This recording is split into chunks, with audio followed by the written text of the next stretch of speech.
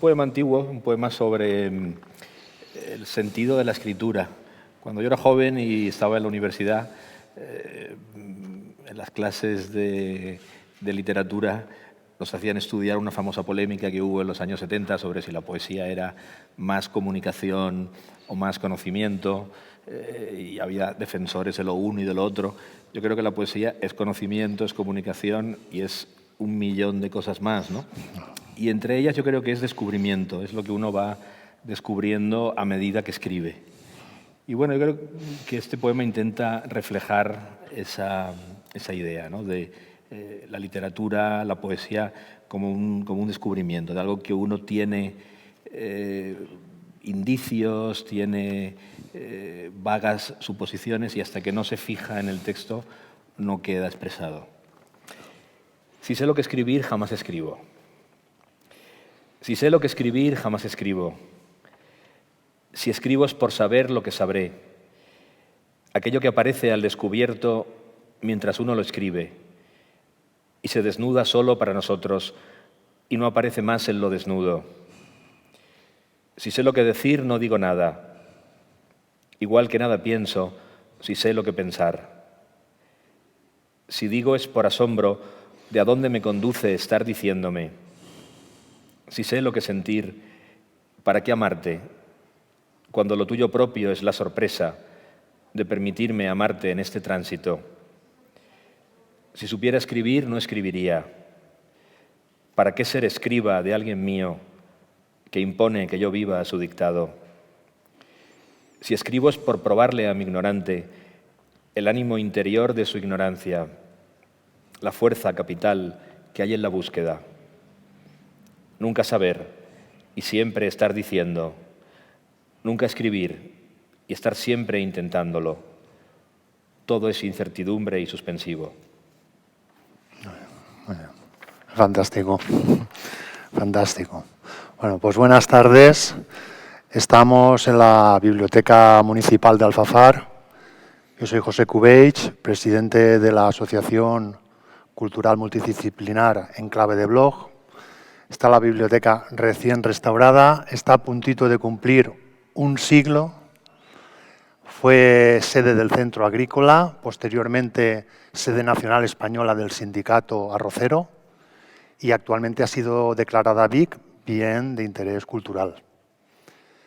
Comenzamos con el ciclo Arquilecturas, que consiste en entrevistas a celebridades del mundo cultural. Evidentemente tenía que estar Carlos Marzal por una razón, y es que los colectivos nos solemos reunir y cuando hablamos de nuestras referencias siempre había un nombre que era el tuyo, Carlos Marzal. Y dijimos, cuando arranquemos esto tiene que estar Carlos, ser el primero indiscutiblemente. Y presentar a Carlos siempre es un poco difícil porque es muchas cosas, pero es poeta, novelista, relatista, ha ganado importantes premios, el Nacional de la Crítica, el Nacional de Poesía, el Premio Loewe, pero sobre todo tiene ese premio que todo el mundo desearía, que es el de la crítica y el del público.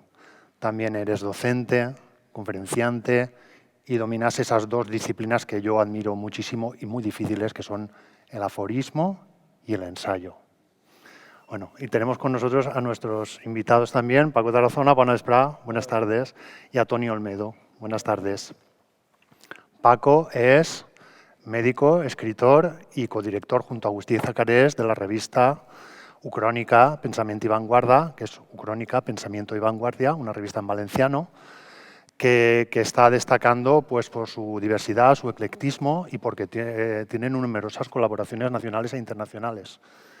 Y Toni Olmedo es codirector junto a Gregorio Muelas y otros hermanos de letras, como ellos se autodenominan, de la revista Crátera, una revista especializada en poesía que va por el número 6 y que ha sido muy bien acogida, al igual que Ucrónica, por su excelente calidad. Bueno, y empezamos con con las preguntas para Carlos, que tenemos un montón, y aunque los arranques son difíciles y parece que estamos aquí hemos estado estirando de pactar un ametrallamiento interrogatorio amable y responsable.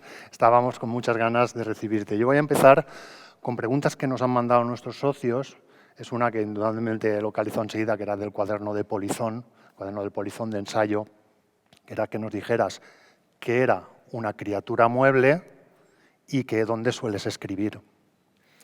Bueno, en primer lugar, muchísimas gracias por vuestra invitación y por vuestra amabilidad al traerme a este sitio tan estupendo para que hablemos un rato de lo que me preguntéis, de literatura o de lo que queráis. La verdad es que estoy encantado y me dejo ametrallar de cualquiera de las maneras. Bueno, has hecho referencia a un capítulo dentro de un libro de ensayos que hablaba sobre objetos, sobre muebles, ¿no? Y hacía una especie de lo que yo llamaba bestiario mueble y bestiario inmueble. Y a veces hablaba, bueno, pues de objetos muebles, de una silla, de una cama, de una cheslón, de una lámpara, y otras veces de inmuebles, de edificios, de arquitectura, de lo que se me ocurriera, ¿no? Todo eso proviene de mi dedicación al artículo de prensa, porque son esas secciones del ensayo, es la recopilación de artículos que publicaba en el diario Levante, algunos salieron en El País, algunos salieron en El Mundo, y en una revista que ha desaparecido que se llamaba, ¿cómo se llamaba? Una revista de arte,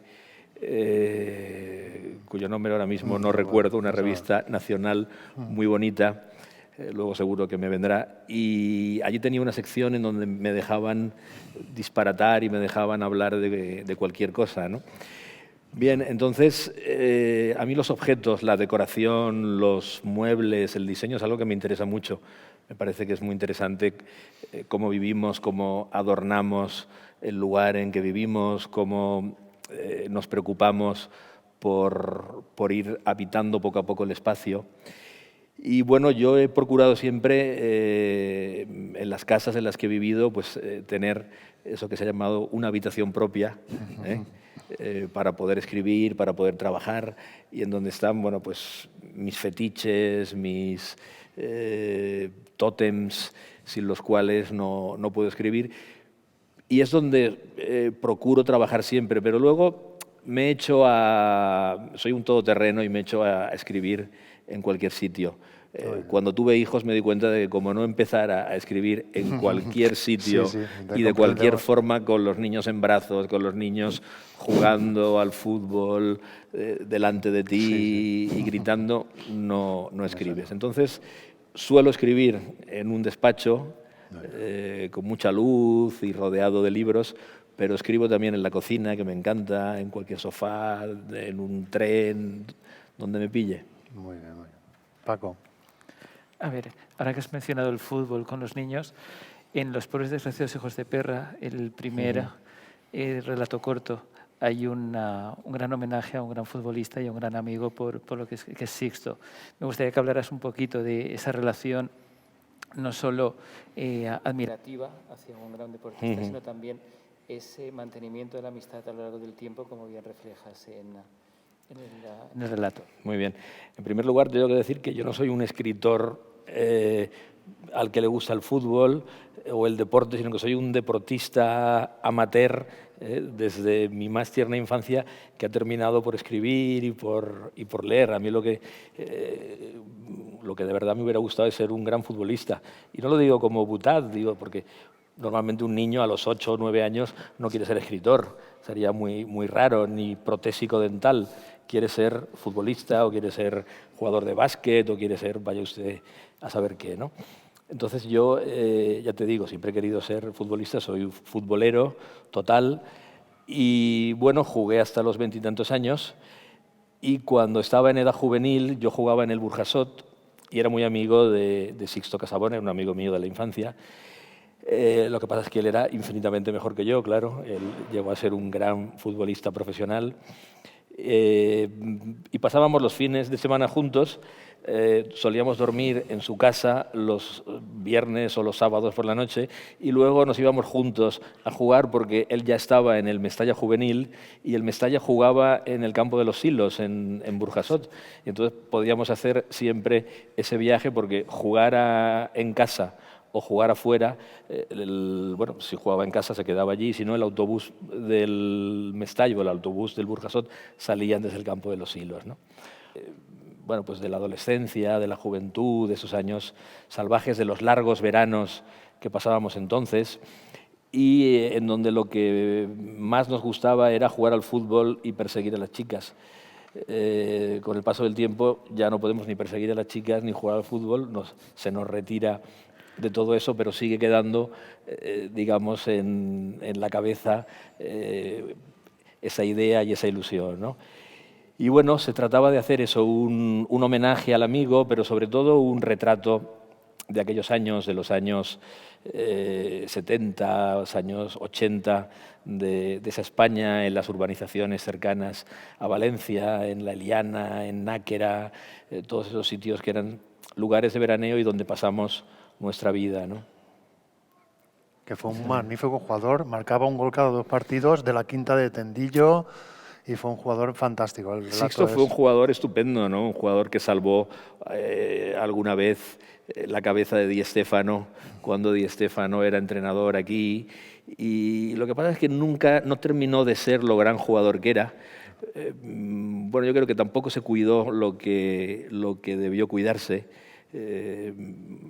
No fue todo lo profesional que debía ser para el talento, sobre todo, que acumulaba.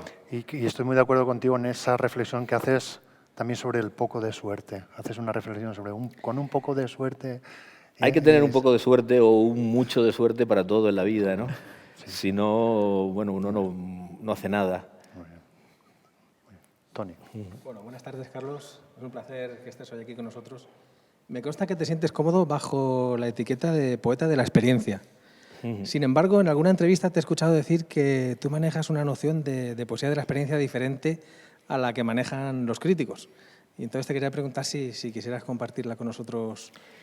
Claro, a ver, yo creo que casi todo el mundo tiene una definición de lo que le gusta, de lo que le interesa. Todos tenemos ideas bastante interesantes acerca de la literatura, porque no hay quien tenga malas ideas acerca de la literatura. Todos queremos ser buenos escritores, todos los críticos tienen una honda concepción de lo que debe ser la literatura.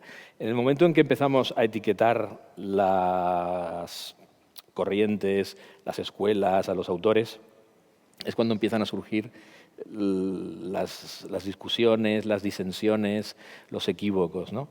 Entonces, bueno, por poesía de la experiencia se han entendido muchas cosas.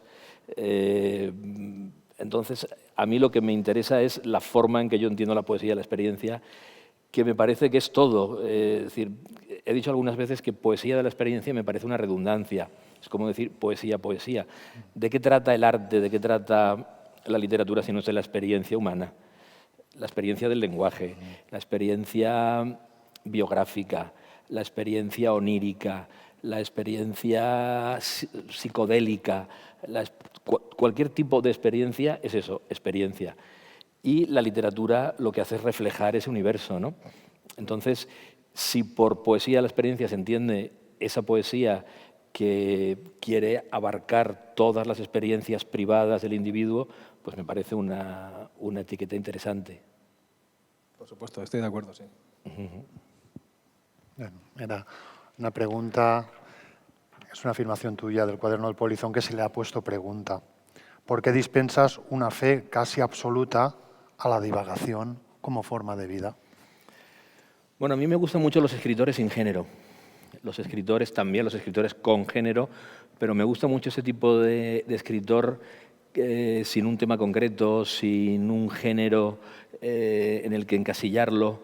Escritores que, bueno, lo mismo hacen una crónica de viajes, que te hablan de una comida, que igual hablan de alta literatura, que de cualquier cosa, ¿no? Escritores sobre nada.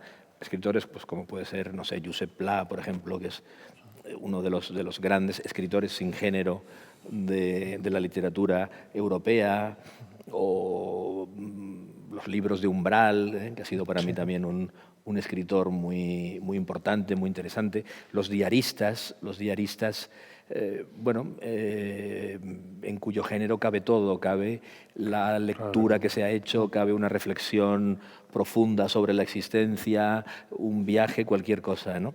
Entonces a mí la divagación, que es algo muy preciso, en contra de lo que puede parecer, me resulta muy atractiva desde el punto de vista literario. Que tus 2 libros de ensayo también serían un buen ejemplo, porque incluso hay desíndices, índices y desíndices, y eso es interdiscursivo, toca todas las artes, también sería un buen ejemplo. Me gustan también los escritores juguetones, los escritores que se permiten caprichos, que, bueno, que escapan, digamos, a las reglas y a la ortodoxia de lo que suelen ser los géneros, lo cual no quiere decir que no me encanten escritores que sean muy fieles a los presupuestos y a las reglas de los géneros, ¿no? Mira, en relación a lo que estabais comentando, voy a hacer una fusión de 2 preguntas. Una, ¿cómo consigues ser extrapolable desde esa urbanización que comentas, que en el caso de Los pobres desgraciados es náquera, y al mismo tiempo entrando en el tema de las divagaciones, que estoy completamente de acuerdo, cómo juegas en ese discurso interdiscursivo, intertextual, pero no solo con otros autores literarios, sino también con otras disciplinas artísticas, y cómo juega ahí un poco el papel o la influencia de O'Hara y la Escuela de Nueva York en esa actividad tuya? Bueno, yo creo que uno no quiere ser escritor solo de novelas de media distancia, ni solo poeta, ni solo articulista, ni solo que...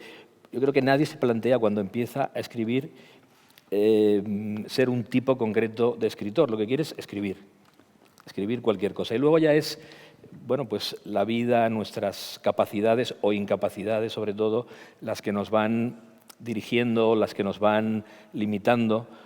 Entonces a mí siempre me ha interesado cambiar de género y tocar todo lo que sea posible, ¿no? Me gusta escribir artículos, me gusta hacer ensayos, me gusta escribir poemas. Siempre tengo la intención o las anotaciones para un relato, me encantan los aforismos. Bueno, entonces trato de conjugar todo eso, y de que todo eso esté presente en lo que escribo. Pero yo creo que es más por un asunto temperamental, por pura, digamos, voluntad expresiva, ¿no? Que por una acción consciente de decir, bueno, voy a mezclar las cosas, sino por eso que decía antes, porque me gusta jugar, me gusta cambiar. Hay veces en que uno se aburre de lo que está haciendo, tiene un libro entre manos y se cansa y quiere empezarlo, ¿no? A mí lo que más me gusta es empezar libros siempre. Los empiezo con la idea de que los voy a acabar en un mes y luego a lo mejor me tiro 6 o 7 u 8 años.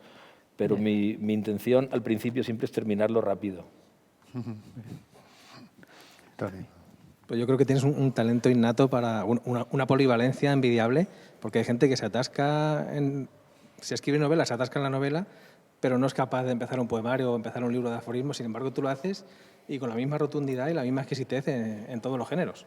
Yo también me atasco, también me cuesta llevar un proyecto y junto con otro, pero lo que sí es cierto es que siempre traigo algo entre manos, siempre, incluso en las épocas en que menos escribo, siempre escribo un artículo a la semana, escribo aforismos, que es una forma, digamos, de respiración para mí, ¿no? Yo he dicho algunas veces que yo pienso en frases cortas, yo pienso en aforismos.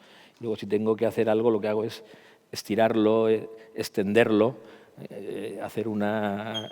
parafrasear lo que pienso, pero mi cabeza creo que funciona así, ¿no? Entonces es una forma muy cómoda para mí de escritura.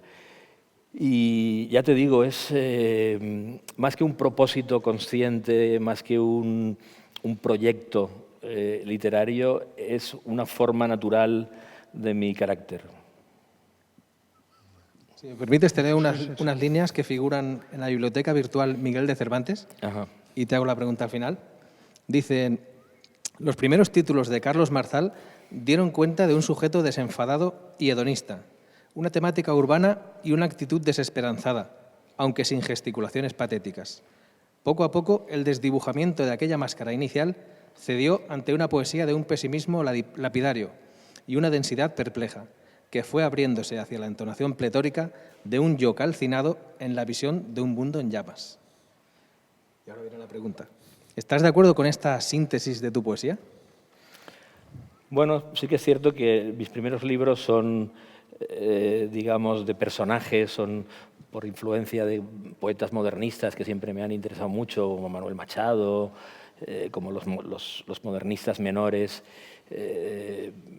de finales del XIX, comienzos del XX.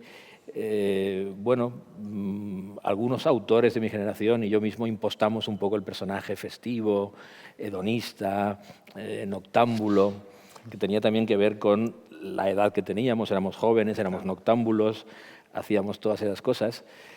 Y bueno, eso digamos que degeneró o evolucionó hacia una poesía de corte más meditativo y de corte más pesimista. Yo creo que los jóvenes tienen la obligación de ser pesimistas y los adultos la necesidad de ser optimistas. Y poco a poco eso, porque me da la impresión de que esa crítica, que si no me equivoco es de Ángel Luis Prieto de Paula, se detuvo en un momento determinado de la obra y no habla de lo que vino después. Lo que vino después es una época de celebración, de cántico. Mis últimos 3 o 4 libros son más, bueno, pues como he dicho, más vitalistas, más hímnicos que elegíacos. Una secta de noctámbulos que se llamó el Malva, Café Malvarrosa. Me gustaría que nos contaras un poquito cómo fue ese Marzal que empezaba y descubrir a pues, Tony Moy, Tomás Marc, Brines, Villena, Rogen, los pintores. ¿Cómo fue esa iniciación? Pues tú lo has dicho, era una época en que éramos muy jóvenes algunos. La época en que yo frecuentaba cada noche religiosamente el Malvarrosa tendría 18, 19, 20 años. Acababa de terminar el bachillerato, no había empezado todavía la universidad, o si la había empezado iba muy poco a clase, porque enseguida comprendí que salvo 2 o 3 o 4 profesores muy concretos, muy buenos que tuve, lo demás que tuve en la facultad fue horroroso. Eran profesores que prácticamente dictaban apuntes de libros que ya tenían publicados, y yo me leía en mi casa en 10 minutos lo que ellos tardaban hora y media en dictarme, ¿no? Y dejé de ir. Y eso, bueno, pues en cierta forma me vino muy bien, porque por las noches podía ir al Malvarrosa, que era un magnífico café de los que ya no quedan en Valencia, muy cerca de la Cervecería Madrid, y junto con la Cervecería Madrid formaban un tándem, pasábamos de una a otra como vasos comunicantes. Y en aquella época, pues como tú has dicho, había un círculo de pintores, de escritores, de aficionados taurinos, porque de allí nació la revista Quites, que un grupo de amigos... Eres fundador de esa sí, revista. Bueno, se nos ocurrió hacer una revista literaria con el pie forzado de los toros, y tuvo una buena acogida en la Diputación de Valencia, en los tiempos en que en la Diputación de Valencia estaba la UCD, nada más y nada menos. Imagínate de los años que estamos hablando. Y bueno, aquello fue para mí pues una escuela de vida, una universidad, no solamente de la calle, sino una universidad de verdad, porque por allí pasaban Francisco Brines cada 2x3. Yo recuerdo noches magníficas con José María Álvarez, con Juan Luis Panero, con muchísima gente. Había lecturas magníficas de poetas, presentaciones de revistas. Entonces, en Valencia se publicaba la revista Séptimo Miau, que llevaba Santiago Muñoz, y la revista Cuervo, de José María Izquierdo, Isabel Burriel, que luego ha sido una historiadora magnífica y una biógrafa estupenda del periodo isabelino. Y bueno, Aquello, como digo... Villena y también César Simón. César Simón, muchísimo. A César Simón se le dedicó en la revista Cuervo un número especial, por cierto. Muchos poetas, todos los poetas que pasaban por la ciudad, bien para dar una lectura, para promocionar sus libros, para lo que fuera, terminaban por las noches en el Malvarrosa. Y ahí estábamos, bueno, pues amigos como Vicente Gallego, como José Miguel Arnal, como Salvador Domínguez, pintores como Guillermo Piero Rogen, mucha gente, ¿no?, de la Valencia de aquellos años. Muy bien. A ver, antes has hablado de los aforismos. Quiero leerte uno de los tuyos, de la arquitectura del aire. Casi todos los escritores ambicionan un libro que no pueda apenas leerse. ¿Y cómo consideras que Los reinos de la casualidad materializas esa ambición de libro que no pueda leerse debido, por una parte, a la longitud, a la densidad, a la complejidad estructural? Bueno, yo creo que ese aforismo, tal y como lo interpreto ahora, porque no lo recordaba, tiene algo de irónico, tiene algo de paradójico, ¿no? Hay muchos escritores, grandes escritores, que han ambicionado ese libro que lo contenga todo y que al mismo tiempo sea imposible de leer. A día de hoy yo estoy más a favor del libro que se pueda leer, del libro. Estoy siempre, desde hace muchos años, de parte del lector, de parte de lo inteligible y de parte de lo comprensible. Me parece que la literatura a veces hace mal en apartar de sí al lector más cercano, más elemental, ¿no? Pero también es cierto que bueno, pues es muy atractivo ese laberinto, ese gran laberinto, ese gran edificio en el que, bueno, pues como en una catedral es complicado entrar, hay que tener unas claves, hay que ir por túneles, por pasadizos, por estancias, ¿no?, para al final comprenderlo todo. Bien, yo escribí una novela de la que Felipe Benítez decía que era mi primera y quinta novela, porque la publiqué y tenía 900 páginas, y eso que le suprimí casi 200 o 250. Y bueno, es un laboratorio de prosa, es un laberinto también, pero que me gustaría que no fuera impenetrable, me gustaría que uno pudiera entrar en él y encontrar sosiego y encontrar de todo, ¿no? Muy bien. Tras leer tu poesía, Carlos, uno puede deducir dos cosas. Puede intuir dos vocaciones tuyas que probablemente tengas. Una sería interés por la ciencia, corrígeme si me equivoco, y la otra, un gusto musical o qué tipo de relación tienes con la música, porque el ritmo de tus versos... Bueno, con respecto a la ciencia, debo decir que te has equivocado por completo. Para mí la ciencia a veces es un recurso, digamos, es un ingrediente, bueno, para un título o para una formulación, pero no sé absolutamente nada de ciencias. Curiosamente, una vez me invitaron a un congreso de matemáticos porque tengo un poema que se llama Cálculos infinitesimales. Estaba pensando en él ahora. Bueno, entonces me invitaron en Barcelona unos matemáticos, que son gente muy extravagante, como todos sabéis, porque habían leído ese poema, les había gustado, y pensaban que yo tenía algo que decir acerca de la poesía y las matemáticas o la poesía y la ciencia. Les dije, mira, esto debe de ser una broma porque yo sumo con los dedos, entonces no puedo ir. No, tú ven porque seguro que tienes cosas muy interesantes que decir. Bueno, yo fui allí, hablé con ellos y no solamente descubrí que son una gente muy extravagante, sino que son muy amables los matemáticos.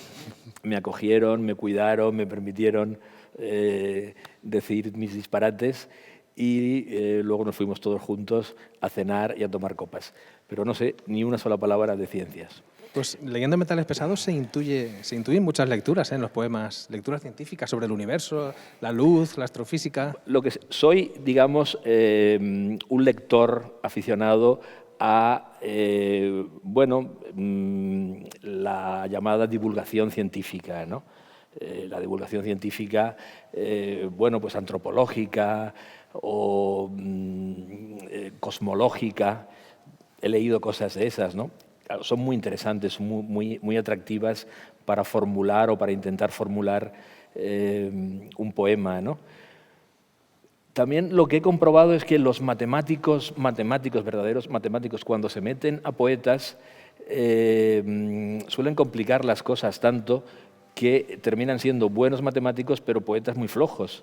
Entonces yo creo que a los poetas les conviene solamente un conocimiento muy superficial de estas cosas.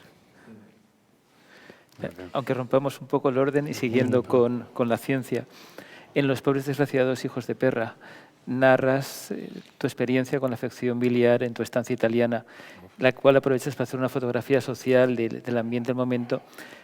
Comentas también un poco esa privación de libertad que supone un ingreso hospitalario. Y la pregunta, enlazando con lo que te preguntaba Toni, es si tienes pensado seguir explorando esa vía científica de distintas disciplinas en tus próximas creaciones. Bueno, esto es un cuento que tiene mucho de autobiográfico. Yo tuve la desgracia de padecer un cólico biliar que degeneró en una... En italiano es colecistiti. Colecistitis. No sé si es colocistitis. Colecistitis. Bueno, y tuve que pasar más de una semana ingresado en 2 hospitales italianos con cambios en mitad y bueno, con un proceso terrible, digamos, de toda la enfermedad y todo su intento de cura, porque tampoco me pudieron operar allí, tuve que volver a España, me operaron al cabo de muchos meses. Bueno, de todo aquello, lo mejor es que salió un relato, ¿eh? Lo bueno cuando uno sobrevive a las cosas es que puede utilizar la experiencia propia para convertirlo en literatura, ¿no? Yo creo que la narrativa o la ficción en general es eso, es, digamos que pasar la experiencia propia a través del tamiz de, bueno, de nuestro sentido del lenguaje, de nuestra idea de la literatura, de lo que somos capaces de hacer con las palabras, ¿no? Y bueno, ya te digo, conseguí hacer un relato que con el paso del tiempo mira de una forma distanciada y con cierta ironía una situación que cuando uno la padece desde luego no tiene nada de divertida ni de graciosa. Pero bueno, el mundo de la enfermedad y el mundo de los hospitales nos enfrentan a las grandes verdades del mundo, ¿no? Nos enfrentan al dolor, nos enfrentan a la transitoriedad, nos enfrentan al enigma de la salud, ¿no? Y yo creo que son enormemente literarios, ¿no? Todos esos asuntos, y que en el fondo los artistas, los escritores, terminan por hablar siempre de lo que se ha llamado las grandes verdades, y una de las grandes verdades, lo queramos o no, pasa por los hospitales. Sí, yo creo que es una profesión, la tuya, y un padecimiento, el nuestro, el de los pacientes, que como digo, bueno, nos hace siempre pensar, nos hace siempre reflexionar sobre lo esencial del mundo. Los hospitales corrigen mucho el estilo. Una estancia en el hospital corrige mucho el estilo de vida, y lo que uno pensaba que era importante se da cuenta y comprueba que no lo es tanto. Y sobre todo, aunque lo sepa, porque muchas veces todo eso lo sabemos, la teoría la conocemos todos y nos la han repetido y la hemos escuchado muchas veces, pero hasta que uno no la sufre en carne propia, no se da cuenta de lo bien aplicada que está y de lo sensata que es. Sí. Bueno, hay que decir que ese relato se llama Leche de búfala. Ya se ha hecho una interacción de ideas increíble. Es un relato precioso que está en Los pobres desgraciados hijos de perra, libro de relatos que recomendamos absolutamente. Sobre todo los 3 primeros, ya es que lo abren todo. El de Sixto, Leche de búfala, y el siguiente, que es a medio folio, una extraña relación entre 2 escritores, Mauro y Alfredo, que es una pasada también ese relato. Pero bueno, mira, te voy a hacer es cuando paseabas por el museo Thyssen-Bornemisza, al pasar por delante del cuadro del pintor Lucian Freud, nieto de Sigmund Freud, dijiste: mira, mi cuadro. ¿Por qué? Bueno, el museo tiene una asociación de amigos del museo que llevan un ciclo de conferencias magnífico y invitan a un escritor o a alguien del mundo de la cultura. Por él han pasado directores de cine, han pasado pintores, han pasado poetas como yo, han pasado bueno, todo tipo de individuos de mal vivir. Y su invitación consiste en que escojas un cuadro de la colección y escribas sobre él. Des una conferencia para los amigos del museo. Y ese cuadro se declara cuadro del mes. De tal manera que todos los guías tienen la obligación de, en las visitas guiadas, incluir ese cuadro y hablar de ese cuadro, e incluso incluir también partes del texto de la conferencia que el autor da. Y yo escogí ese cuadro maravilloso, es un autorretrato de Lucian Freud, es un autorretrato en un espejo, está hecho, es el autor mirándose con el espejo proyectado en el suelo. Es un pintor excepcional que a mí me interesa mucho, un pintor del cuerpo humano, del paso del tiempo. Se ha retratado muchas veces desnudo, viejo. Son famosos sus modelos de una exuberancia carnal increíble. Ha retratado desnudas a sus hijas. Bueno, es un pintor muy, muy, muy interesante. Y entonces, bueno, durante un tiempo ese cuadro fue mi cuadro. Claro, te decías, mi cuadro. Y pude alardear delante de mis amigos pintores de que ese era el cuadro de Carlos Marzal. Muy bien. Paco. O Toni. Sí, Toni. En los años 90 recuerdo que fui al aula de poesía del Palau de la Música en Valencia a ver al poeta Carlos Bousoño, que venía allí a recitar y a hablar. Y creo que por aquel entonces coordinabas tú, junto a Vicente Gallego, ese aula, ¿no? Y me acuerdo que tú lo recibiste y hablaste con él. Y luego fue José Hierro. Y quería preguntarte qué experiencia sacaste de aquello y si seguís haciéndolo en la actualidad, porque creo que eso fue largo en el tiempo, ¿no? Bueno, durante muchos años, no sé ya los años que mantuvimos el ciclo, puede que 12 o 13 o 14 años, como tú dices, junto con Vicente Gallego, codirigimos un ciclo de lecturas poéticas en el Palau de la Música, que consistían en eso, en invitar a poetas, los poetas que más nos interesaban del panorama peninsular, porque bueno, hubo poetas que leyeron en catalán, poetas que leyeron en euskera, poetas que leyeron en gallego, algún poeta portugués vino también, y muchísimos poetas españoles, ¿no? Y bueno, fue una experiencia magnífica porque es traer la poesía que a nosotros más nos gustaba en aquellos momentos para que la disfrutaran los espectadores, ¿no? Y bueno, como siempre pasa, hay gente interesantísima, magnífica, de la que hemos terminado siendo amigos, y otros autores más distantes, más extraños, más especiales. Yo recuerdo en la vez de Carlos Bousoño que en el turno de preguntas del público levantó la mano un señor para preguntarle a Carlos y era Fernando Delgado el que preguntaba. Digo, pero si este señor es el que presenta el telediario. Fernando Delgado es un gran amigo y un escritor magnífico y un muy buen amigo también de Carlos Bousoño. Bousoño ha sido, yo creo, uno de los grandes teóricos de la poesía en España, un estupendo poeta y luego un individuo excepcional, de una simpatía, de una calidez humana fuera de lo normal. O sea, yo creo que es una de las personas más simpáticas que he conocido nunca. Y casi toda la gente que lo ha tratado, que lo ha conocido profundamente, está completamente de acuerdo.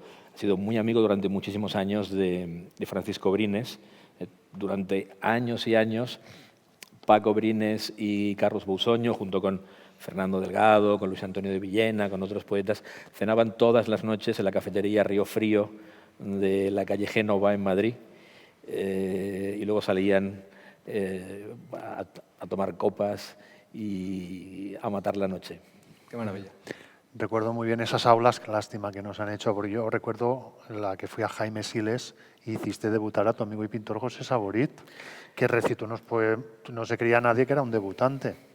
Y a mucha gente lo que ocurre es que con el cambio de gobierno, como pasa siempre en esas cosas, ¿no? Hay vaivenes políticos y de repente la gente decide que lo que estaba bien en un determinado momento ya no lo está y que lo debe dirigir otra gente o simplemente anula la actividad, ¿no? Pero hay que resaltar que acudía en masa, estaba siempre a reventar hasta la bandera y el público más variopinto, y además se puede decir que iba la intelectualidad valenciana fueron unas aulas muy notorias. Creo que no se ha hecho nada igual en la ciudad, ¿eh? Bueno, creo que eran unas muy buenas lecturas. Muy buenas.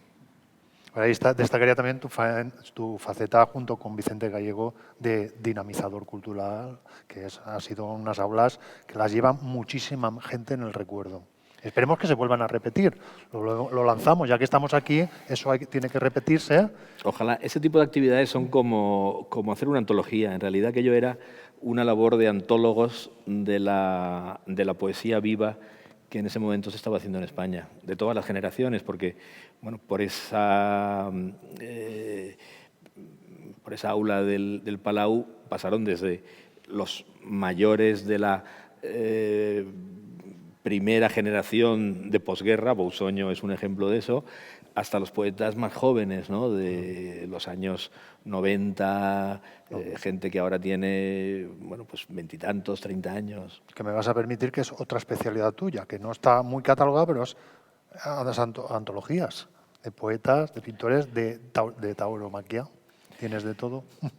Sí, yo creo que al final uno lo que hace es ir modelando, dibujando la familia literaria a la que le gustaría pertenecer.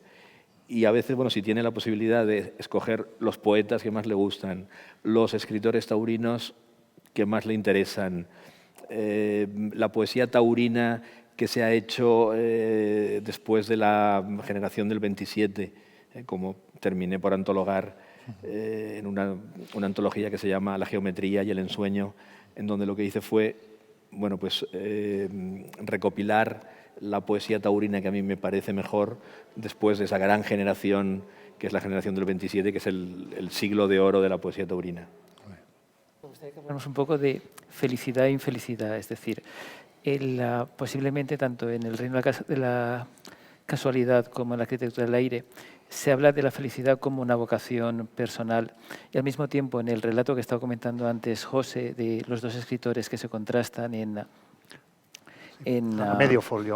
Exacto, no recordaba el título, en Los pobres desgraciados hijos de perra. Hablas también un poco de esa condescendencia final del autor consagrado respecto al eterno amigo y eterno aspirante, que no deja de ser un fraude que busca, digamos, paliar una especie de infelicidad de los dos protagonistas. ¿Cómo interpretas tú la felicidad y la infelicidad en tu obra? Bueno, yo creo que casi todos los individuos aspiramos a la felicidad, buscamos la felicidad y lo que intentamos es rodearnos de la gente que nos hace feliz, o por lo menos creo que debería ser así, ¿no? No siempre puede serlo. Hay gente como, por ejemplo, los políticos. Yo creo que la gente más triste de este mundo son los políticos, porque es gente que está siempre acompañada de quien no quiere estar normalmente. Son imposiciones de agenda, de contactos, de necesidades. Yo no imagino una vida más triste que la vida de los grandes políticos profesionales, ¿no? Porque eso es gente que no tiene ni un instante para la intimidad, para la elección de quienes deben ser sus acompañantes. Bueno, como digo, entonces somos individuos que buscamos y pretendemos la felicidad, perseguimos eso. Yo entiendo la literatura como una persecución de la felicidad. Yo no escribo para sufrir, sino todo lo contrario. Escribo para ser un poquito más feliz, como se ha dicho tantas veces, para que nos quieran más, porque eso es una gran verdad, es un tópico de Gabriel García Márquez, pero es auténtico y me parece que ese debe ser el fundamento, ¿no? Lo que ocurre es que, bueno, ojalá fuera posible obtenerlo siempre y obtenerlo de manera fácil, pero no es así. Entonces también la literatura ha de dar cuenta de esa otra faceta del universo y de la vida, ¿no? que es la infelicidad, que es a veces la desdicha, que es a veces la desgracia. Pero bueno, de esa tensión entre la persecución de la felicidad y los inconvenientes, los obstáculos que el mundo pone para que no la consigamos, me parece que está hecha también la literatura y sobre todo parte de mi literatura. Totalmente. ¿Qué opinas, Carlos, de la reciente concesión del Premio Cervantes al poeta catalán Joan Margarit? Bueno, pues me parece magnífica. Yo soy muy, muy amigo de Joan Margarit, he sido traductor de alguno de sus libros. Me parece un individuo magnífico y ya te digo, para mí ha sido una alegría, un orgullo y me parece que es una decisión muy acertada desde el punto de vista literario, porque es un gran poeta, es un magnífico poeta. Es el equivalente a los grandes poetas del 50 en la literatura catalana. Y a día de hoy yo creo que es el clásico vivo, junto con Pérez Rovira, junto con Francesc Parcerisas, junto con algún otro poeta, los poetas, el grupo más interesante y sobre todo el poeta más interesante que hay ahora en Cataluña.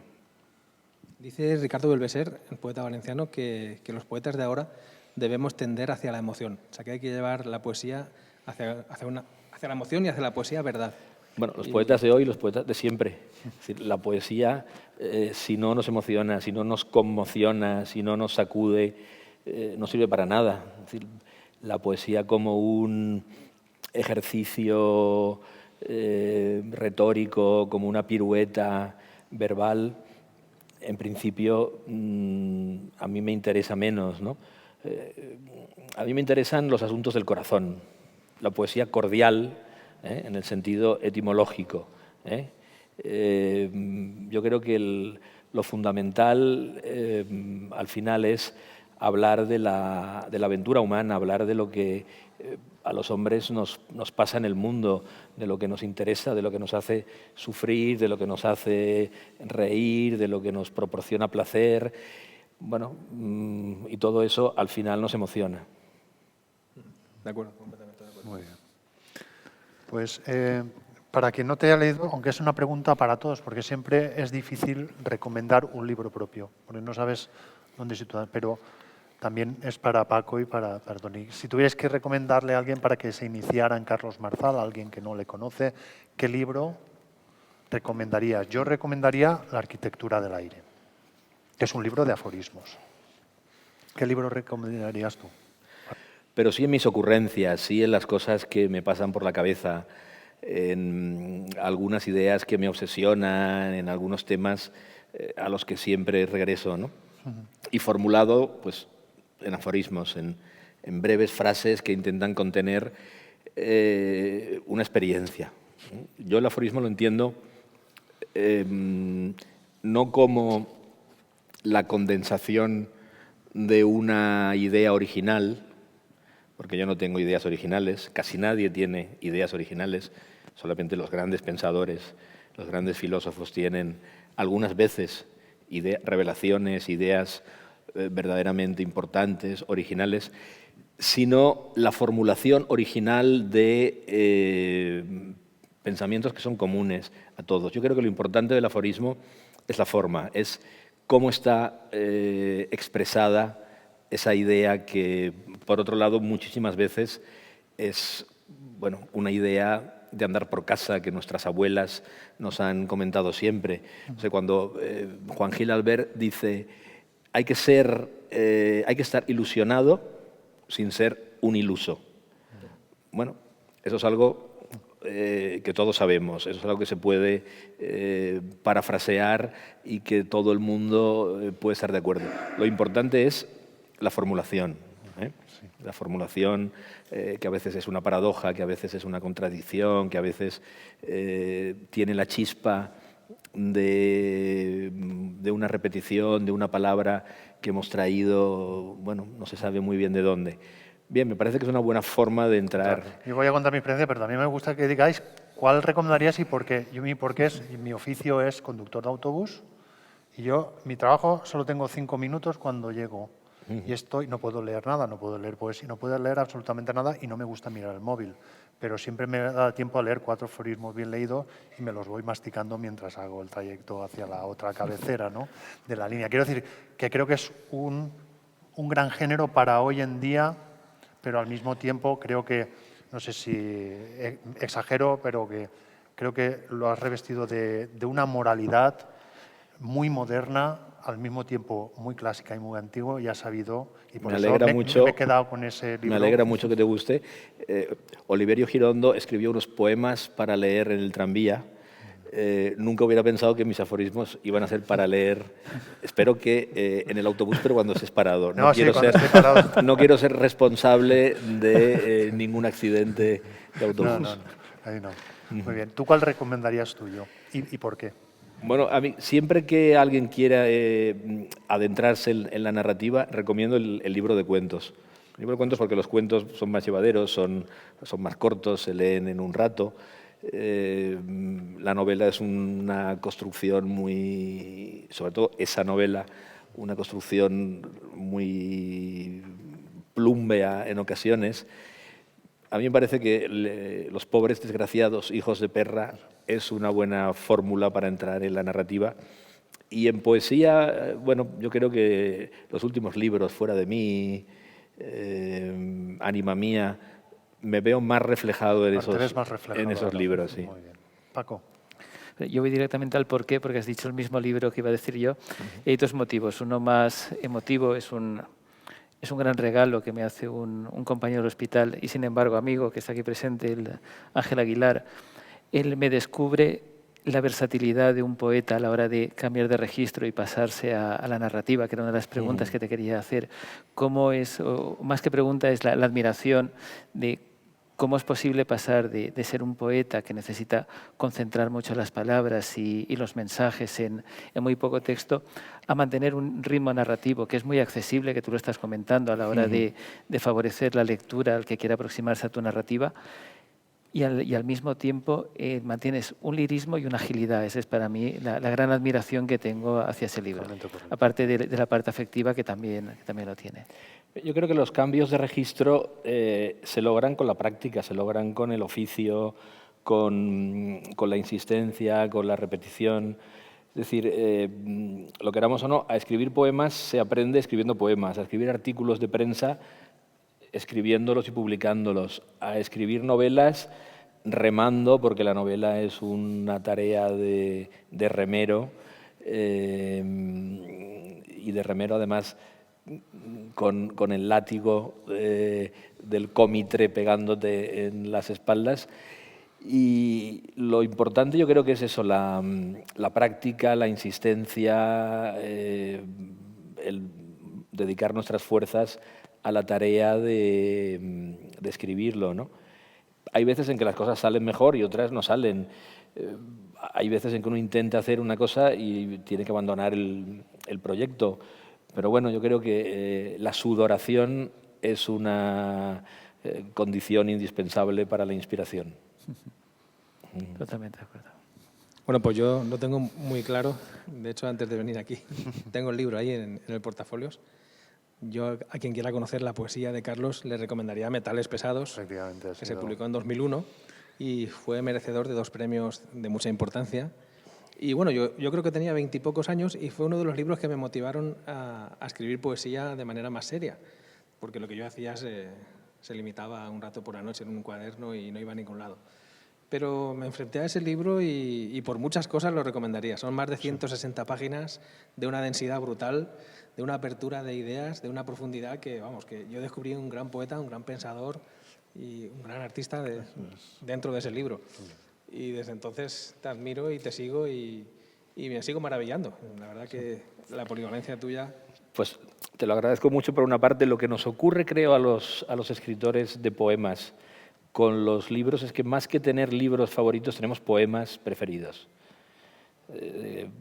Y eso es algo que también he comentado algunas veces con amigos escritores, ¿no?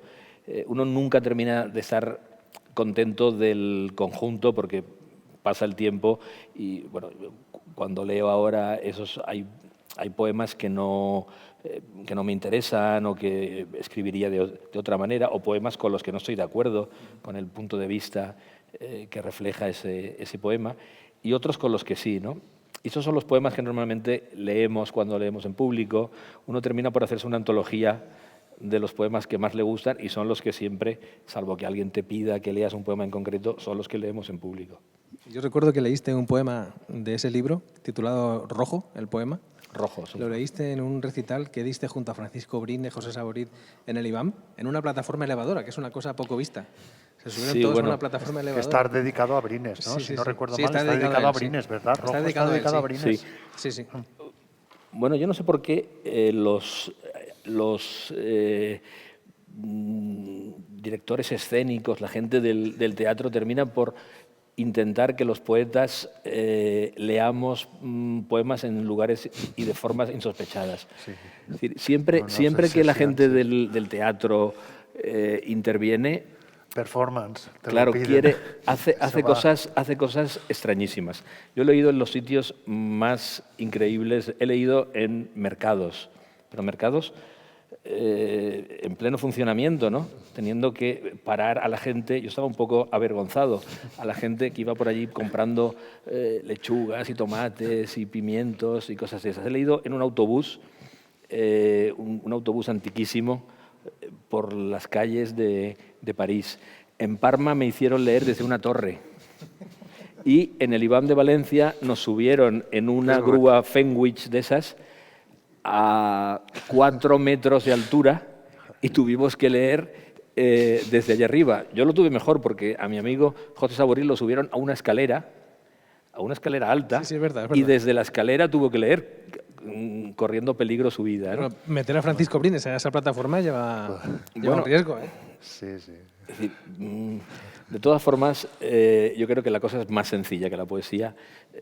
No necesita de todo ese atrezzo, de toda esa escenografía y de las ocurrencias y originalidades de la gente. El contacto directo sobre todo la lectura silente, la lectura del lector en su casa con el libro, o en el caso de que sea un recital, el contacto directo del autor con el público, escuchando, bueno, pues lo que tiene que decir de los poemas que ha escrito, es lo mejor.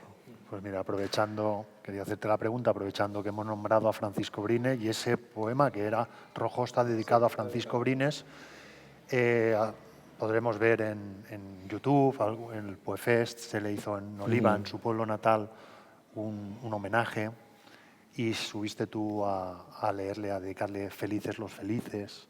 Fue una maravilla, y tienes razón, estar tú al lado de Francisco Brines leyéndolo ese poema maravilloso. Pero ¿cuál es tu relación con Francisco Brines? ¿Qué significa para ti? Yo he dicho muchas veces que Paco Brines, para mí y para muchos autores de nuestra generación, es primero un maestro literario. Para mí es uno de los grandes poetas, de los mejores poetas, de una de las mejores generaciones poéticas de la historia de España. La generación del 50 yo creo que está a la altura de la generación del 98, por lo que respecta a la poesía. Nos puede gustar más un poeta que otro, pero digamos que hacen lo que debe hacer una generación, que es mantener encendida la llama de la poesía y mantener la continuidad, la alta continuidad de la tradición de la poesía española.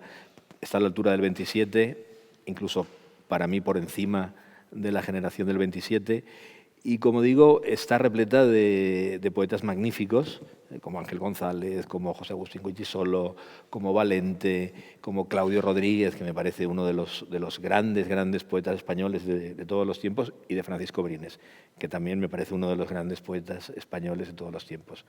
Pero además eso es un amigo cercano, es un maestro de vida, es esa figura del maestro con el que has tenido verdadero contacto y con el que has podido hablar de todo, del amor y la muerte, de fútbol y de toros, de viajes y de comida, de cualquier cosa, ¿no? Y a veces ese amigo es también un amigote, o sea que lo tiene todo. Que hace poco reunisteis para hacerle un homenaje en el Café Lisboa, en la Plaza del Doctor, detrás de la lonja. Siles, Vicente Gallegos, juntasteis con él, ¿no? Para expresarle, que salió en prensa, lo vi, para expresarle vuestro agradecimiento. Sí, es que Paco es una figura queridísima por todas las generaciones, por dentro de su propia generación, y luego, bueno, pues la llamada generación de los 80, los novísimos, bueno, pues yo creo que le profesan todos una gran devoción, como nosotros, ¿no? Yo creo que es uno de los grandes poetas vivos de la lengua, no solamente de la literatura española, sino del español.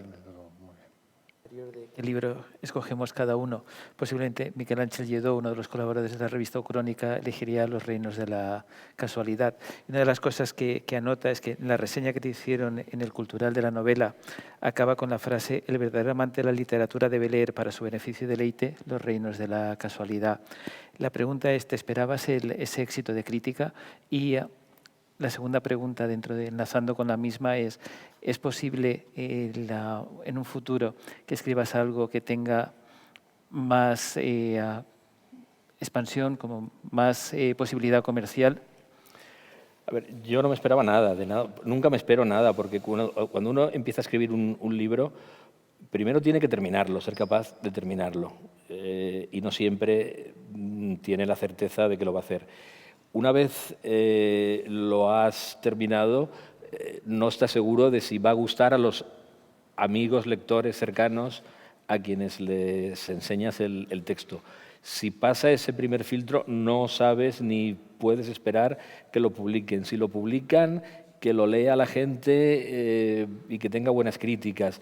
Bueno, yo eso jamás lo pienso ni jamás lo espero, porque sería absurdo, ¿no? Además, la experiencia demuestra que escritores magníficos, con obras que yo siempre he pensado que iban a ser éxitos, incluso éxitos de venta, no se han vendido nada, ni los ha leído nadie. Y al revés, autores que yo pensaba que estaban condenados, amigos que yo pensaba que estaban condenados a formar parte de una secta de lectores, se han convertido en escritores famosísimos y en escritores que venden miles y miles de ejemplares, ¿no? Como es el caso reciente de Manolo Vilas, que es un gran amigo, un escritor al que admiro desde hace más de 30 o 35 años, y bueno, que hasta hace muy poco tiempo pues vendía a lo mejor 5 o 6.000 ejemplares de sus libros, y hoy en día es una celebridad universal, porque Ordesa se ha convertido en un libro famoso ya en todo el mundo, y sigue siéndolo, ¿no? Bueno, eso por un lado. Entonces, yo creo que no hay que trabajar con la mayor cantidad de fuerzas que podamos depositar en las cosas, pero sin esperar nada especial. Y con respecto al futuro, bueno, pues no lo sé, tengo una novela en marcha, una novela de la que tengo unos 200 folios o algo así, pero que hace tiempo que no toco. Yo abandono los proyectos, los vuelvo a retomar y no sé al final en qué se convertirá. Pero seguro que no va a ser ni tan extensa, ni tan compleja, ni tan pesada como Los reinos de la casualidad.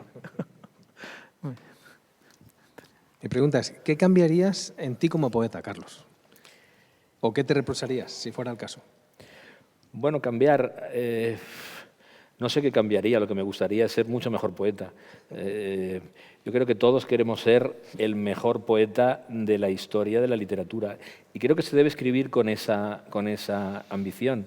Es decir, yo cuando escribo quiero ser tan bueno como Shakespeare, como Quevedo, como Pessoa. Evidentemente no lo soy, ni lo seré nunca, pero el propósito es ser un muy buen escritor. Yo creo que debe ser la ambición en el ámbito literario. Yo creo que no solamente está permitida, sino que debe ser exigida. Es decir, uno no puede querer ser un poeta de quinta fila, ¿no? Uno escribe para estar con los grandes, para codearse con la primera división, ¿no? Si no, no tendría ningún sentido. Lo que ocurre es que luego las cosas son lo que son y hacemos lo que hacemos y tenemos las fuerzas que tenemos y el talento limitado que tenemos. Pero bueno, el propósito yo creo que debe ser ese. ¿Alguna pregunta más? Tony, ahí también. te he visto. Bueno, pues yo quería que me contaras, hay una anécdota que me ha gustado mucho, de una vez que te perdiste en la niebla con los esquís. Y de ahí sacaste también tus poemas de la niebla. Están en el libro. Es que me ha llamado saber que te ha pasado eso y leer los poemas de la niebla y todas esas. Me ha gustado mucho las reflexiones sobre la niebla, muchísimo. Bueno, hubo un tiempo en que iba a esquiar. Hubo un tiempo en que con un grupo de amigos íbamos siempre a esquiar, o íbamos al Valle de Arán, o íbamos a Francia, o íbamos.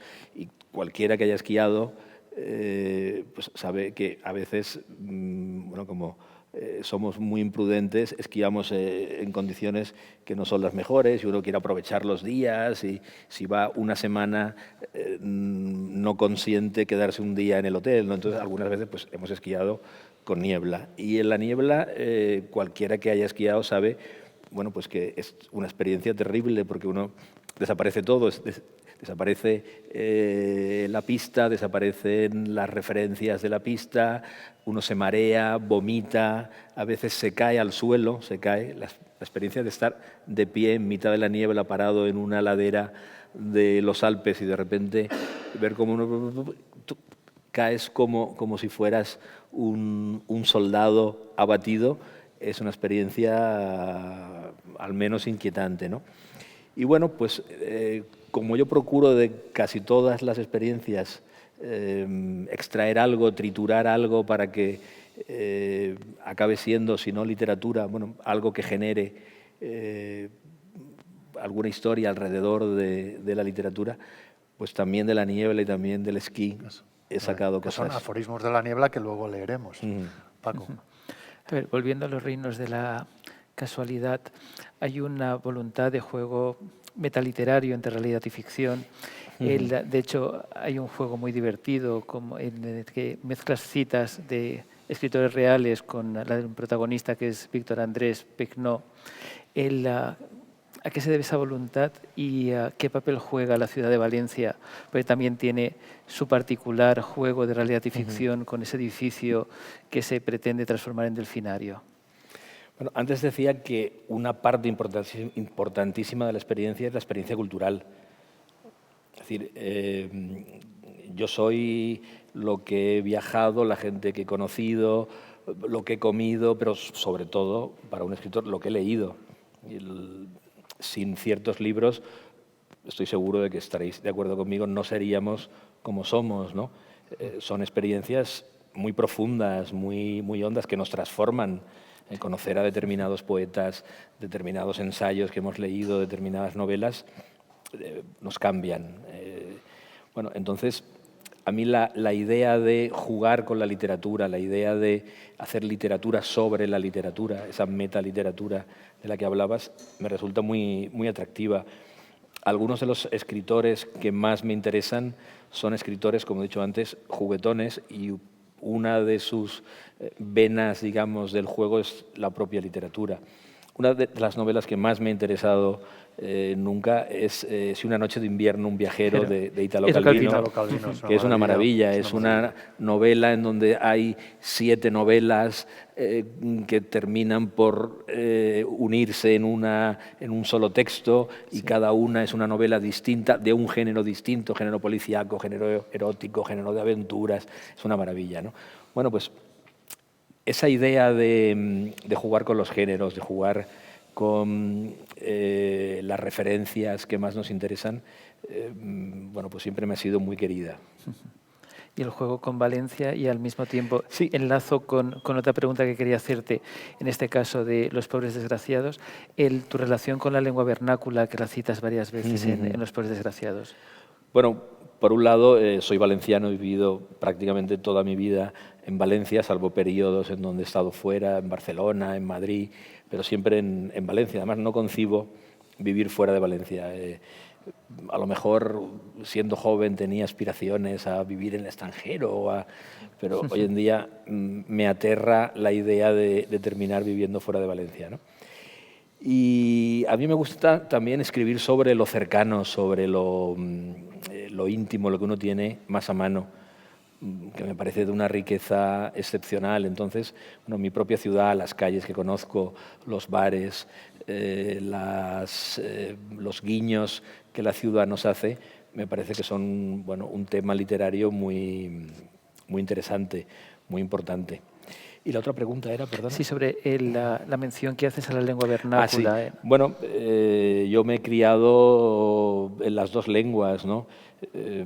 Aunque mi familia es valenciano parlante, perdón, castellano parlante, mi padre era valenciano pero absolutamente castellano parlante y mi madre cántabra de Santoña. Pero bueno, he veraneado toda la vida en un pueblo de la Sierra Calderona, en Serra, al lado de Náquera, y bueno, ahí siempre he escuchado hablar el valenciano. Luego en la universidad he tenido que aprender y cursar las asignaturas de la carrera de filología en valenciano, y bueno, es una lengua que me apasiona, que hablo, que he traducido, y bueno, digamos que forma parte de mi intimidad. A mí me gusta mucho lo que decía Martí de Riquer cuando le preguntaban sobre esa relación que él tenía con el catalán, con el español, con la literatura catalana y española, porque fue uno de los grandes historiadores de la literatura en las dos lenguas. Decía, pertenezco a una misma tradición que se expresa en dos lenguas. Bueno, pues yo pienso lo mismo, que pertenezco a una misma tradición que se expresa en dos lenguas. En el cuaderno de Polizón también habla mucho sobre Valencia, en la ciudad, el vagabundeo por la ciudad. Incluso me suena cuando dices Valencia hay que ver la vista de pez desde el río Turia. También haces unas reflexiones ahí muy interesantes. Es un buen paseo, sí. Así como hay veces que se dice que las ciudades se ven a vista de pájaro, o bueno, simplemente como paseante, nosotros tenemos la oportunidad y la suerte de poder verla a vista de pez, ¿sí? Por debajo del nivel de las aguas. Si nos metemos en el cauce del río y paseamos... Que es el jardín más largo de España, 12 claro, kilómetros. Todo ese cauce que te da una idea perfecta de lo que es la ciudad. Puedes ver una Valencia a vista de pez. Muy bien. Toni. Antes has comentado, Carlos, que has traducido a Joan Margarit, pero también has traducido a Enric Soria, ¿verdad? Sí. Creo que es un gran autor a reivindicar, ¿no? Bueno, yo creo que es el mejor poeta valenciano que hay ahora en la actualidad. Me parece un escritor magnífico como poeta, un ensayista extraordinario y un articulista excepcional. Yo creo que Enric bueno, es uno de los grandes escritores vivos. Estoy de acuerdo, sí. Y ahora una pregunta que los lectores me imagino que querrán saber lo que te hayan leído ya como poeta. Cuenta el poeta valenciano Jaime Siles que en su juventud cayó en sus manos el libro Dios de un día, de Manuel Álvarez Ortega, y aquello le cambió la vida. Dice que allí vio algo más que poesía, que las palabras eran algo más. Y yo quería preguntarte con qué libro, autor o con qué poema te ha pasado a ti algo parecido o lo mismo. Bueno, yo tuve la suerte de nacer en una casa repleta de libros. Mi padre era un lector empedernido y en casa de mis padres estaba la biblioteca de mi padre y también la biblioteca de mi abuelo. Entonces, bueno, he nacido enterrado en miles de volúmenes que me han generado grandes problemas de almacenamiento en mudanzas, en divorcios y en cosas de esas, ¿no? Entonces, bueno, no sé si hay un libro concreto que me transformó, pero mi padre era un devoto de Antonio Machado. Entonces, hasta cierto momento, hasta la muerte de mi padre, yo tengo una de las bibliotecas más al día de toda la crítica, de todo lo relacionado con Antonio Machado, que es una enormidad, ¿no? Y yo creo que la lectura de Machado para mí fue transformadora, ¿no? Y me sigue pareciendo uno de los grandes poetas españoles de todos los tiempos. Él y su hermano Manuel también. Bueno, a Manuel le escribiste un poema, ¿no? En Pareados. Sí, es un homenaje, se llama Media Verónica para don Manuel Machado, que es uno de mis poetas favoritos. Muchas veces se habla mucho de Antonio, pero en ocasiones, afortunadamente ya no ocurre tanto, en ocasiones se olvida un poco la figura de Manuel, porque Manuel fue el poeta que se quedó en el bando nacional, bueno, y terminó tristemente escribiendo algún poema a Franco, pero es un poeta magnífico y sobre todo, bueno, es, yo creo que el modernista con más salero, con más profundidad, con más gracia, con más sentido del humor, con más ironía que hay. Bueno, ¿volvías a decir algo? Sí, incidiendo en esto, ahora paso a tus referentes a nivel narrativo. En Los reinos de la casualidad, ¿en qué faceta influye Rayuela de Cortázar, La Divina Comedia, El Quijote, incluso Luis Landero? Bueno, son todos libros que admiro muchísimo. Yo soy un Si hijo del alguno boom. ¿Ha tenido algún peso específico en...? Yo soy un hijo lector del boom. Los autores que a mí más me han marcado, creo, desde el punto de vista lector y desde el punto de vista literario, son, como pasa muchas veces con tantas otras experiencias, los que uno lee la juventud, ¿no? Los primeros años, la adolescencia, los primeros años de la juventud, cuando uno empieza a madurar y a descubrir el mundo y a descubrir las cosas. Entonces, la literatura de Márquez, de Vargas Llosa, de Cortázar, de Onetti, de Juan Rulfo, toda esa literatura, esa gran novela hispanoamericana del 20, que a mí me parece muy superior en general a la narrativa española, dicho sea con todo respeto, me parece maravillosa y digamos que me ha marcado mucho y me interesa mucho. Bueno, pero has hablado de Luis Landero. Luis Landero es un escritor magnífico, un gran amigo al que admiro enormemente, al que dedico un poema también en alguno de mis libros. Y bueno, yo creo que Luis también viene de esa tradición, viene de esa gran tradición de la novela hispanoamericana. Y ahora que he mencionado a La Divina Comedia, en Los reinos de la casualidad, ¿cómo haces ese cambio entre los 5 primeros círculos, el cambio del sexto, el cambio de protagonista, pasas a tercera persona, ese, digamos, discurso homodiegético inicial a heterodiegético, ¿en qué se basa? ¿O cuál era el concepto que tenías? ¿O el juego de perspectivas, por ejemplo, de alguna forma? Bueno, la idea de la novela es una idea de narrativa que se expande. Para poner un ejemplo concreto, que además aparece en la novela, la idea de las ondas que se producen cuando uno tira una piedra al agua. Cuando uno tira una piedra al agua, esas ondas concéntricas se van haciendo cada vez más grandes. Bueno, pues yo ideé esa estructura narrativa de que cada capítulo, cada círculo del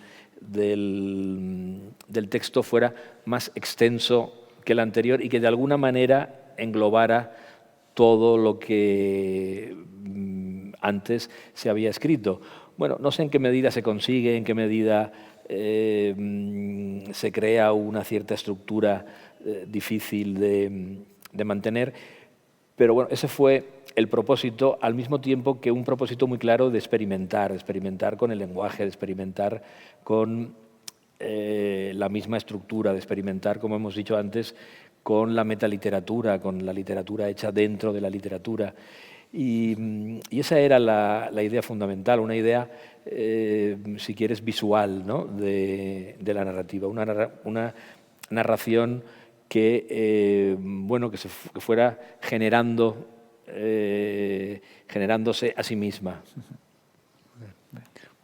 Bueno, vamos a hacer nuestra última pregunta para Carlos. De todas formas, perdona que añado una cosa. Todo esto, a la hora de la verdad, bueno, pues son elucubraciones que uno tiene, ideas con las que se enfrenta al texto, pero en definitiva tienen que ser los lectores los que terminen de ver si eso se ha conseguido, de si eso, es decir, los proyectos, las intenciones, los planes de los escritores no tiene ninguna importancia. Lo importante al final son los hechos, es el texto rematado y es lo que el lector termina por extraer de lo que uno hace, ¿no?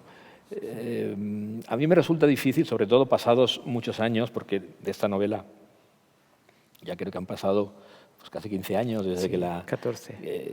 Que la publiqué y tardé 7 u 8 años en terminarla. Es decir, estamos hablando de un texto muy lejano, ¿no? Entonces, no sé muy bien ni quién era yo entonces, ni qué pensaba mientras estaba escribiéndola, ni lo que ahora mismo pienso de la novela, porque no he vuelto a leerla. La cosa que más me aburre del mundo es La relectura, ¿no? leerme a mí. O sea, jamás de los jamases, y yo creo que sería para estar loco, que un escritor abriera sus libros de vez en cuando en casa y leyera sus propios libros. Los libros yo creo que los leemos porque se reeditan, porque hay que corregir erratas o algo, o en las lecturas en público. Pero a mí jamás se me ocurriría abrir un libro mío para leer. Antes creo que me tiro por una ventana. Sí, porque... sí, sí. Muy bien. Bueno, quería hacerte una pregunta como columnista. ¿Volvías a hacer alguna pregunta, Paco? Como columnista, estás escribiendo, sobre todo va sobre los 2 últimos columnas que has escrito en Levante. Era cómo preparas un artículo y también que nos contaras esa extraordinaria anécdota de la desmemoria Andrés Trapielo y estar entre la España y la pared. Bueno, a ver, escribo artículos desde hace muchísimos años, desde hace yo creo que ya 20 años, y prácticamente ahora uno por semana, pero ha habido épocas en que he escrito 2 y 3 artículos a la semana, que es una tarea durísima. La gente no sabe de verdad lo complicado y lo duro que puede ser escribir artículos con una cierta regularidad y con la exigencia de acabarlos, sí. De entregarlos y de que se publiquen, ¿no? Porque al final uno termina, digamos, haciendo lo que no tiene que hacer, que es escribir sin una necesidad absoluta. Es decir, uno tiene la obligación de escribir y no la necesidad que, bueno, que la inspiración, que una ocurrencia te proporciona, y se termina uno por convertir en una especie de papagayo, ¿no?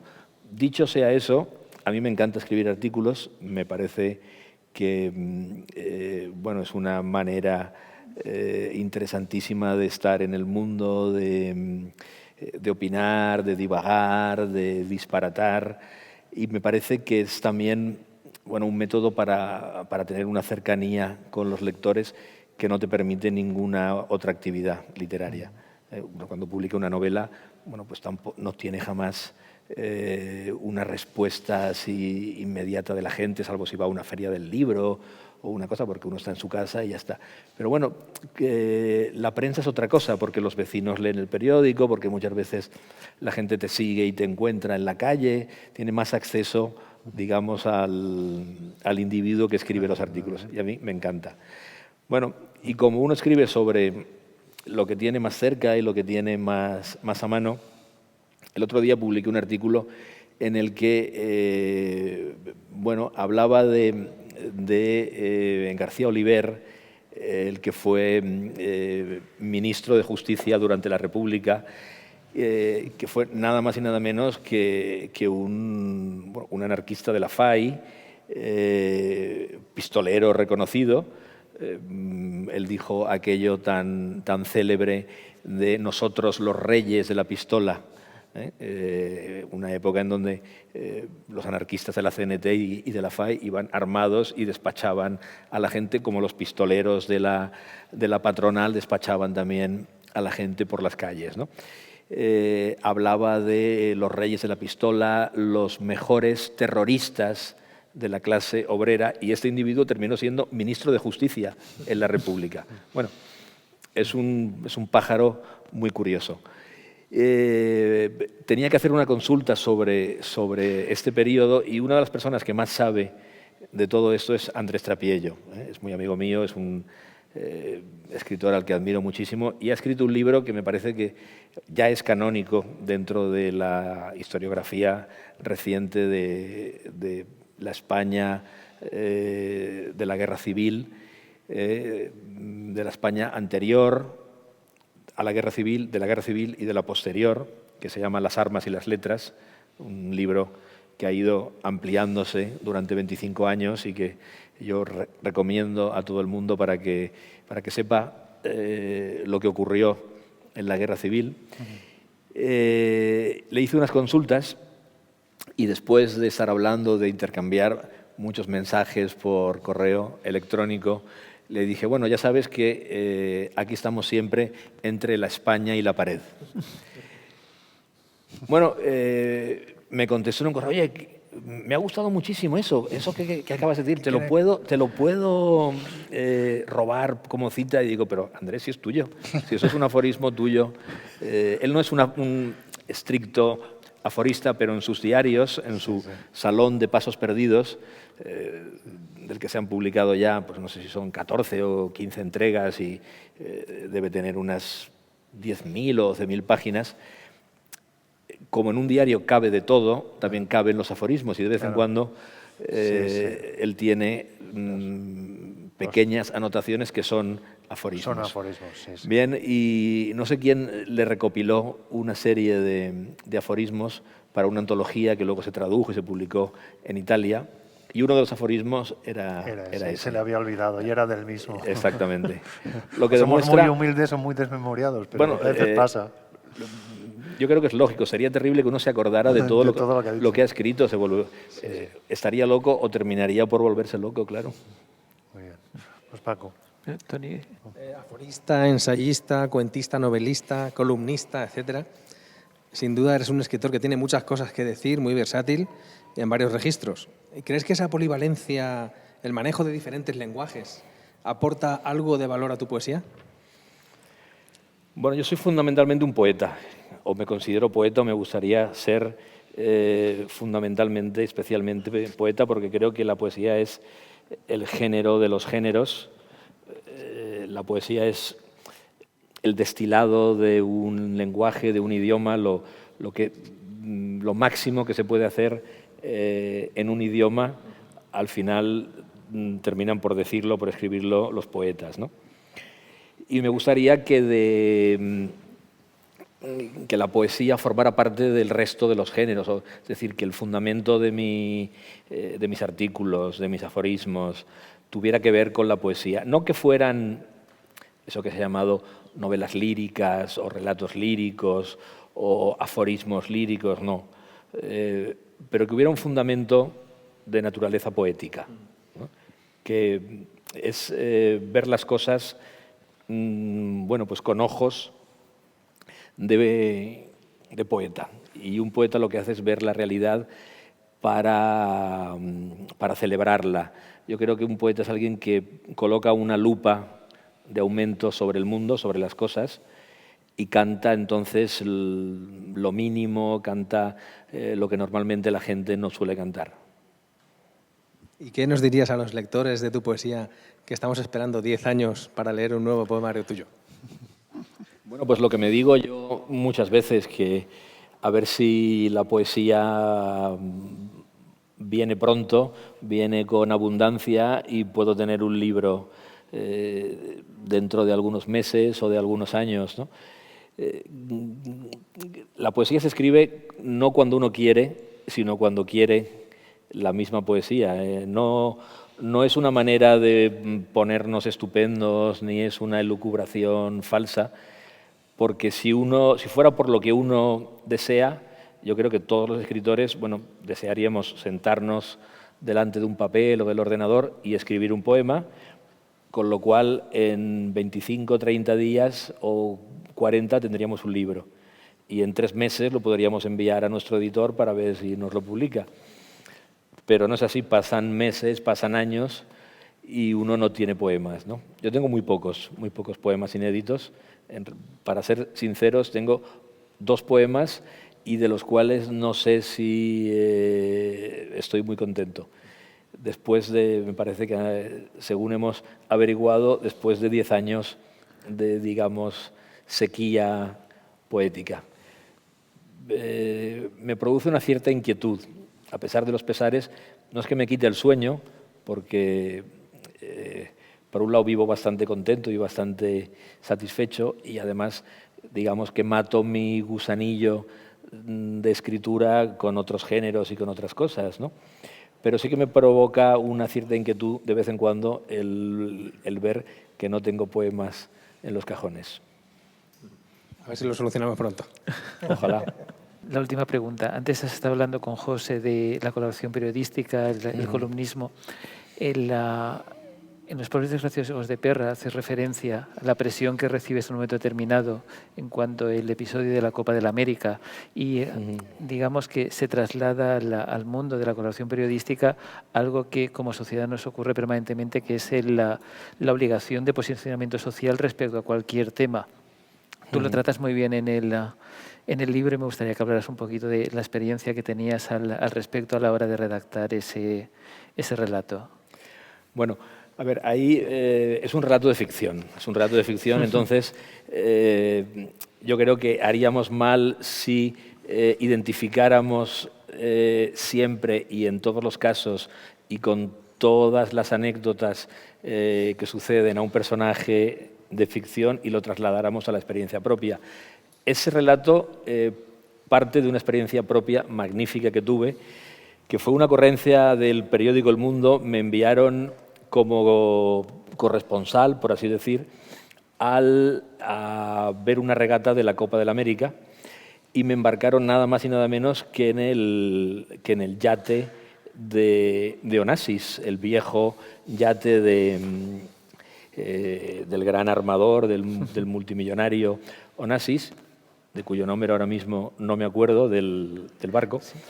Y pasé un día bueno, pues siguiendo la regata. Nos explicaban con unas grandes pantallas y nos asomaban a la borda.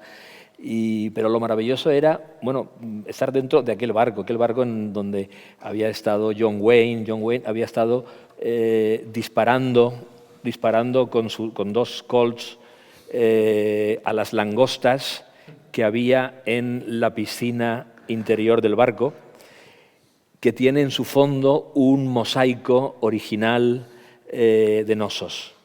Y allí John Wayne, tumbado en una hamaca, disparaba para cazar langostas y que luego se las hicieran. Hay en el bar del barco hay unos taburetes que están forrados con prepucio de ballena. Y parece ser que Onassis hacía la gracia a sus invitados, sobre todo a las señoras, de decirles que estaban sentadas encima del pene más grande de la naturaleza. Hay una orden de un día del embarque de los invitados que hay, en donde está Frank Sinatra, está Rita Hayworth. Bueno, es un barco mitológico, ¿no? Y de aquel día y de todo aquello se me ocurrió hacer aquel relato. Y en el relato, bueno, se cuentan las presiones que un periodista sufre, un pobre diablo, sufre por parte del poder político, a veces para que haga propaganda de las maravillas de la ciudad, ¿no? Y ya te digo, yo nunca he sufrido ese tipo nunca ha sido tan importante como para que algún político me llamara por teléfono para decirme, para querer comprarme. Yo a lo mejor habría estado encantado por un determinado precio, habría estado encantado de hacerlo, pero nunca jamás me ha ocurrido, ¿no? Era, como te digo en este caso, un asunto puramente de ficción. Un poco más como el de la novela que escribe el marido de Carlota, ¿no? Exacto, uno de los personajes de Los reinos de la casualidad. Pues nos vamos a despedir ya. Queremos agradecer al Ayuntamiento de Alfafar que nos haya cedido su extraordinaria biblioteca. Es un lujazo y, por supuesto, también es un lujazo los invitados que hemos tenido hoy. Les quiero agradecer mucho a Toni Olmedo, de la revista Crátera, y a Paco Tarazona, de Ucrónica, que les deseamos muchísima suerte en esos proyectos tan atrevidos, hasta cierto punto transgresores, pero sobre todo porque las he podido leer de una calidad enorme y que os aconsejamos que, bueno, siempre estamos a tiempo de hacernos suscriptores de estas revistas. Y queríamos agradecerte, Carlos, muy especialmente todos los que estamos aquí, porque ha sido una cosa de varios colectivos. En clave de blog hace mucho tiempo que estaba un poco obsesionado con tu figura, y todos los socios y demás colectivos, que hay muchos, hemos traído a 3, pero con los que más contacto tenemos, y ha sido un placer entrevistarte. Nos lo ha puesto muy fácil, que ya no sabíamos si cuando te llamaríamos. Me lo has facilitado todo y queremos agradecerte tu presencia y nada, y tus obras sobre todo también. El placer ha sido mío y muchísimas gracias, porque además que existan bibliotecas como esta y revistas como las que hacen Paco y Toni, pues son ya casi milagros. Muy bien, pues nos despedimos. Muchas gracias a todos por asistir. Muy bien. Ahí está.